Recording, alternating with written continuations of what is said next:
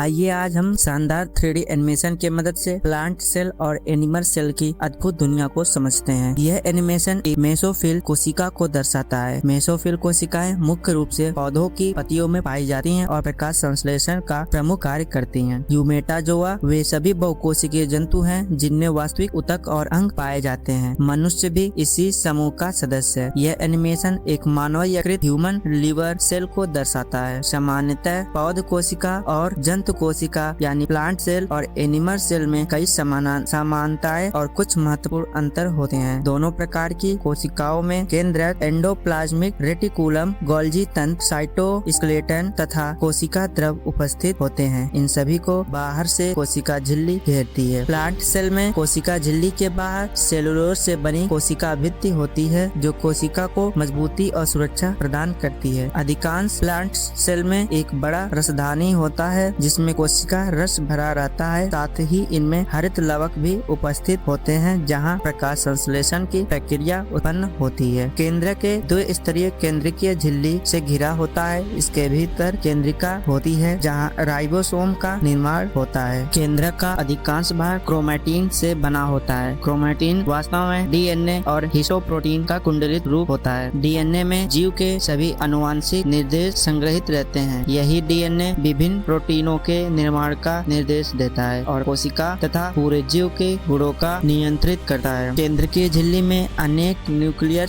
Pores होते हैं जिनके माध्यम से केंद्रक और कोशिका द्रव के बीच पदार्थ का आदान प्रदान होता है। एंडोप्लाज्मिक रेटिकुलम का बाहरी भाग केंद्रीय झिल्ली से जुड़ा रहता है। रफ एंडोप्लाज्मिक रेटिकुलम की सतह पर राइबोसोम निर्माण करते हैं। वहीं स्मूथ एंडोप्लाज्मिक रेटिकुलम मुख्य रूप से लिपिड निर्माण तथा विषैले पदार्थों के अपघटन का कार्य करता है। रफ एंडोप्लाज्मिक रेटिकुलम पर बने प्रोटीन आगे गोल्जी तंत्र में पहुंचते हैं जहां उनका संशोधन, पैकेजिंग तथा अंतिम गंतव्य निर्धारित किया जाता है। कोशिका झिल्ली मुख्य रूप से फास्फोलिपिड अणुओं से बनी होती है। फास्फोलिपिड का सिरा जलप्रिय अर्थात हाइड्रोफिलिक होता है जबकि इसकी पूंछ जल विमुख अर्थात हाइड्रोफोबिक होती है। जल विमुख पूंछें एक दूसरे की ओर रहती है जिससे द्विस्तरीय लिपिड झिल्ली बनती है। इस झिल्ली के भीतर फास्फोलिपिड अणु आसानी से इधर उधर गतिमान रहते हैं, इसलिए कोशिका झिल्ली को द्विआयामी द्रव कहा जाता है। कोशिका झिल्ली में उपस्थित मेम्ब्रेन प्रोटीन अनेक कार्य करते हैं। कुछ पदार्थों के आवागमन हेतु चैनल का कार्य करते हैं जबकि कुछ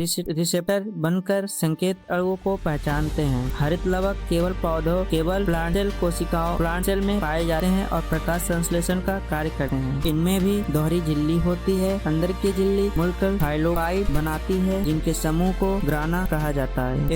एनिमल और प्लांट दोनों प्रकार की कोशिकाओं में माइटोकॉन्ड्रिया पाए जाते हैं। एनिमल सेल और प्लांट सेल दोनों में ही माइटोकॉन्ड्रिया पाए जाते हैं। माइटोकॉन्ड्रिया को कोशिका का ऊर्जा गृह कहा जाता है क्योंकि यही कार्बनिक पदार्थ का विघटन करके बड़ी मात्रा में एटीपी बनाते हैं। एटीपी वह अणु है जो कोशिका की लगभग सभी जैविक क्रियाओं के लिए ऊर्जा उपलब्ध करता है।